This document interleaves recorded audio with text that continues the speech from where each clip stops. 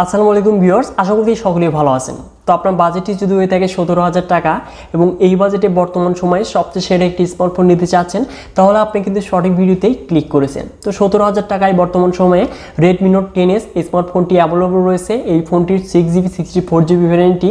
তো এই ফোনটি কিন্তু এই বাজেটে ভালো ডিজাইন এবং বিল্ড কোয়ালিটির সাথে ভালো ডিসপ্লে কোয়ালিটি দেখতে পারবো এবং এই ফোনটির ক্যামেরা সেটআপও কিন্তু যথেষ্ট ভালো হতে যাচ্ছে এবং যারা কিনা গেমার রয়েছেন তো তাদের জন্য কিন্তু বেস্ট ফোন হতে যাচ্ছে বর্তমান সময়ে এই ফোনটি।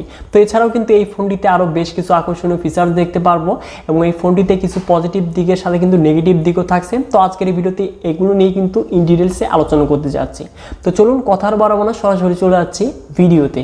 সো ভিউয়ার্স, প্রথমেই যদি এই স্মার্টফোনটির ডিজাইন এবং বিল্ড কোয়ালিটিতে আসা যায়, তো এই ফোনটির ফ্রেম এবং রিয়ারে দেখতে পারবো আমরা পলিকার্বনেট ম্যাটেরিয়াল, যেটি কিনা গ্লস ফিনিশিংয়ের সাথে আসতে যাচ্ছে এবং এই ফোনটির ডিজাইন এবং বিল্ড কোয়ালিটি কিন্তু যথেষ্ট প্রিমিয়াম হতে যাচ্ছে এবং এই ফোনটিতে যাবতীয় পোর্টস এবং বাটনই কিন্তু আমরা দেখতে পারবো। তো অবশ্যই ফোনটিতে কোনো প্রকারের কিন্তু ঘাটতি থাকতে যাচ্ছে না ডিজাইন এবং বিল্ড কোয়ালিটিতে। তো এবার যদি মুভ করা যায় এই ফোনটির ডিসপ্লেতে, তো এখানে আমরা 6.43 ইঞ্চের সুপার অ্যামোলেড ডিসপ্লে প্যানেল দেখতে পারবো, যার রেজুলেশন ফুল এইচডি প্লাস, সাথে থাকছে 60 হার্জ রিফ্রেশ রেট এবং এই ডিসপ্লেকে পরিবেশনের জন্য থাকছে কর্নিং গরিলা গ্লাস 3, সাথে আরও থাকছে 1100 নিটস ব্রেক ব্রাইটনেস, 180 ট্রান্সেম্বল রেট। তো অবশ্যই এই ফোনটির কিন্তু ডিসপ্লে কোয়ালিটি যথেষ্ট ভালো হতে যাচ্ছে।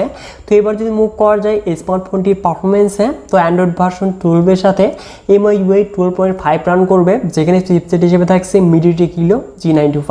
তো অবশ্যই এই চিপসেটটি কিন্তু যথেষ্ট পাওয়ারফুল চিপসেট, যদিও ওল্ড চিপসেট, তো ওল্ড হলেও কিন্তু গেম পারফরমেন্সটা এই ফোনটি থেকে আমরা যথেষ্ট ভালো দেখতে পারবো এই বাজেটে। তো পাবজিতে আমরা HDR আর্টের সেটিংসে গেম প্লে করতে পারবো। তো 40 FPS এখানে যে ফ্রেম ড্রপ এবং ল্যাগ, তো এগুলো কিন্তু পাবো না। তো অবশ্যই আমরা এই ফোনটি দিয়ে লং টাইম কিন্তু গেম পারফরমেন্সে যথেষ্ট ভালো রেজাল্ট দেখতে পারবো এবং এই ফোনটিতে দেখতে পারবো LPDDR4X র্যাম এবং স্টোরেজ টাইপ UFS 2.2।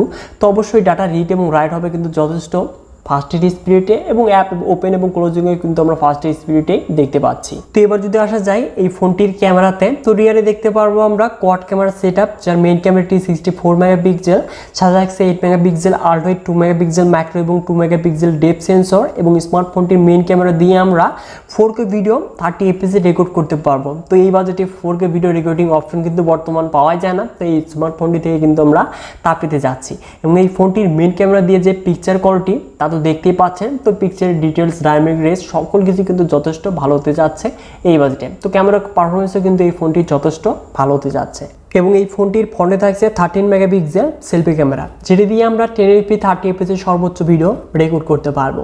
তো এবার যদি মুভ করা যায় ফোনটির কমন ফিচার্সে, তো এখানে আমরা সকল কানেক্টিভিটি দেখতে পারবো, সাথে ডুয়াল স্টোরি স্পিকার থাকছে এবং এই ফোনটির সিকিউরিটি হিসেবে দেখতে পারবো আমরা সাইড মাউন্টেড ফিঙ্গারপ্রিন্ট স্ক্যানার, যেটি কিনা যথেষ্ট ফাস্ট স্পিডে লক এবং আনলক হতে যাচ্ছে। সাথে দেখতে পারবো আমরা 5000 mAh ব্যাটারি, যেটি কিনা 33 ওয়াট ফাস্ট চার্জিং সাপোর্টেড। তো 0 to 100% আমরা 78 মিনিটে ফুল চার্জ কমপ্লিট হতে দেখতে পারবো। তো অবশ্যই এই স্মার্টফোনটি দিয়ে আমরা একদিনের চাইতে কিন্তু আবার বেশি ব্যাটারি ব্যাকআপ দেখতে পারবো এবং এই ফোনটি আমরা মোট 4টি কালার ভ্যারিয়েন্টে দেখতে পারবো, ব্লু, হোয়াইট, ব্ল্যাক এবং পার্পল কালার। তো এবার যদি আসা যায় এই স্মার্টফোনটির প্রাইসে, তো এই ফোনটির 6GB 64GB ভ্যারিয়েন্টটি বাংলাদেশে আনঅফিসিয়ালি আমরা 17,000 টাকার আশেপাশেই দেখতে পারবো।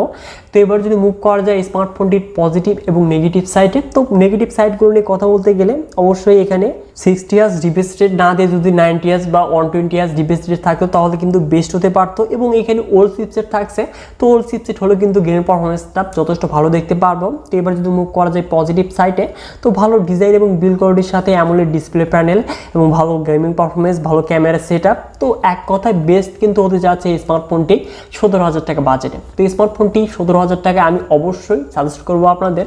তো আপনাদের কাছে এই স্মার্টফোনটি কেমন লেগেছে অবশ্যই ভিডিওতে লাইক করে কমেন্ট বক্স কমেন্ট করে জানিয়ে দিবেন এবং এই চ্যানেলটিতে নতুন হলে চ্যানেলটিকে সাবস্ক্রাইব করে হয়ে যাবেন ফ্যামিলির একজন নতুন সদস্য। সো ভিউয়ার, দেখা হচ্ছে শীঘ্রই নতুন কোনো ভিডিও নিয়ে।